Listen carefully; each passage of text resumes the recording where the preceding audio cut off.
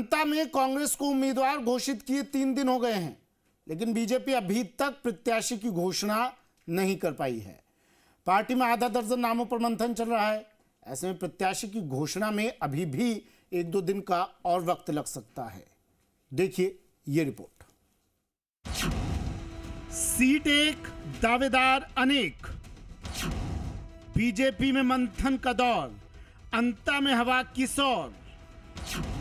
जिताऊ चेहरे की दरकार, बीजेपी का कौन दावेदार। ठीक 1 महीने बाद नवंबर की 11 तारीख को अंता की जनता अपने विधायक का फैसला करेगी। कांग्रेस ने प्रमोद जैन भाया को 3 दिन पहले ही मैदान में उतारकर चुनावी तैयारियों का आगाज कर दिया है, लेकिन बीजेपी अभी भी मंथन के दौर से ही गुजर रही है। शुक्रवार को पहले सीएमआर में सीएम भजनलाल शर्मा और प्रदेशाध्यक्ष मदन राठौर के बीच लंबी मंत्रणा हुई। इसके बाद वसुंधरा राजे के आवास पर चर्चाओं का दौर चला। राजे शुक्रवार शाम को ही दिल्ली चली गई, लेकिन अभी तक पार्टी प्रत्याशी की घोषणा नहीं कर पाई। सरकार के मंत्री दावा कर रहे हैं कि अभी उम्मीदवार का ऐलान करने में कोई देरी नहीं हुई है। सारे समीकरण बीजेपी के पक्ष में हैं, इसलिए 1-2 दिन की देरी कोई मायने नहीं रखती है। जब चुनाव आते हैं तो सभी राजनीतिक पार्टियां अपना अपना कैंडिडेट तय करती है। कांग्रेस को तय कर दो। क्या रहेगा, कितनी उम्मीद रखी जाती है? 100% भारतीय जनता पार्टी अंता विधानसभा चुनाव को जीतेगी। उम्मीदवार की घोषणा बहुत जल्दी होगी। टिकट को लेकर बीजेपी नेताओं में फिलहाल एक राय की कमी साफ साफ दिखाई दे रही है। पार्टी का एक धड़ा स्थानीय उम्मीदवार की पैरवी कर रहा है, तो दूसरा धड़ा मजबूत और जिताऊ प्रत्याशी की। अभी तक जिन भी नामों पर पार्टी में मंथन हुआ है, उनमें से अधिकांश चेहरे इतने लोकप्रिय नहीं हैं कि वो प्रमोद जैन भाया का मुकाबला कर सके।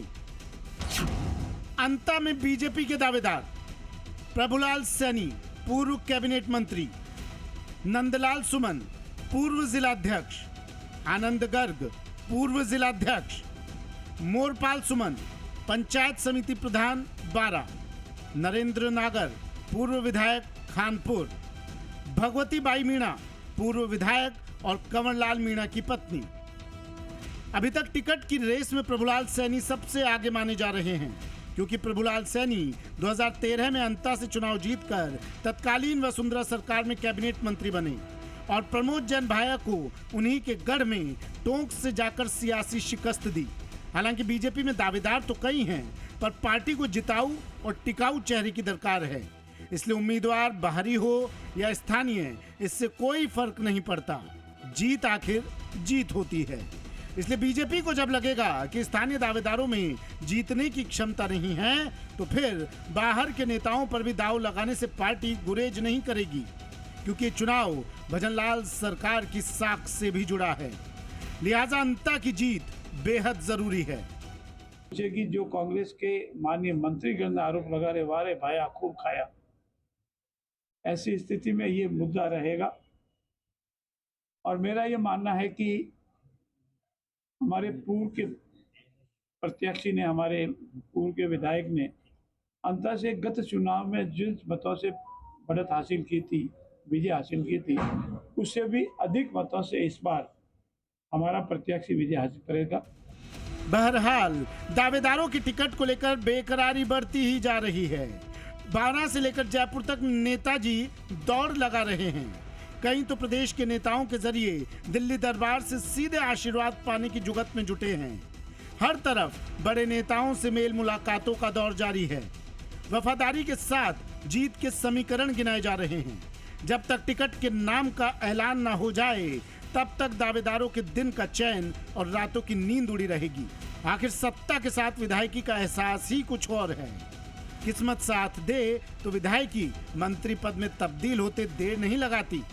इसलिए अंता का उपचुनाव बेहद खास हो गया है। एक तरफ वसुंधरा राजे की सहमति, तो दूसरी ओर स्थानीय नेता को टिकट देने का दबाव। बीजेपी उलझन में है, पर उसे यकीन है कि भजनलाल सरकार की ओर से कराए गए विकास कार्य उसकी अंता में चुनावी वैतरणी को पार लगा देंगे। पर फिलहाल तो टिकट की घोषणा होने में 1-2 दिन का समय और लग सकता है। कैमरा पर्सन राहुल के साथ बाबूलाल धायल, जी मीडिया, जयपुर।